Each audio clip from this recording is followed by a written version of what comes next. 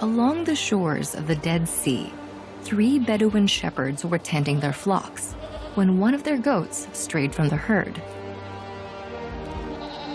Thinking it had wandered into a cave, one of them threw a stone to scare the animal out. The unexpected sound sparked their curiosity, and inside, the young shepherds uncovered clay jars that contained one of the greatest archaeological discoveries of the 20th century, the oldest biblical texts ever found, the first of the Dead Sea Scrolls.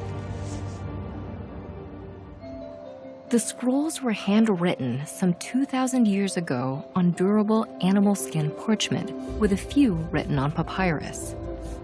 They were mostly composed in Hebrew from right to left, with sheets written in columns, then sewn together, creating a single scroll. For safekeeping, some of them would be wrapped in linen and encapsulated in tall jars. The scroll was eventually replaced by the codex as the format for Christian manuscripts. They were made by folding sheets of papyrus and stitching them together. As time passed, codices began to grow larger and more complex. During the medieval period, books were reproduced by hand. Monks spent their days copying texts in Latin and Greek, while others illustrated the pages.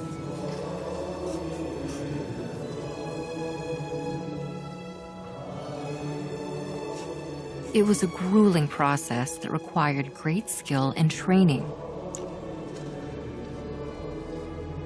The books were very expensive. To illuminate the text, they used various pigments and gold leaf. And the pages could require the hides of hundreds of sheep or calves.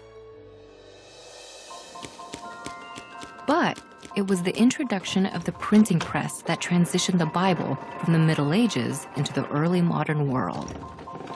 This invention revolutionized book production, ultimately making the Bible available to the masses. Today, it is the best-selling book of all time. Inside its pages, you can find the stories of the creation of the world, Noah's Ark and the flood, Moses receiving the 10 Commandments, the construction of Solomon's temple, the birth of Jesus, his crucifixion and resurrection, the Holy Spirit coming to the apostles, and many more. Large portions of these biblical stories are represented in 400 of the oldest manuscripts studied so far. Although a few are complete, most are either incomplete or fragments. Today, the search for more manuscripts continues. What other treasures, like the Dead Sea Scrolls, are yet to be found?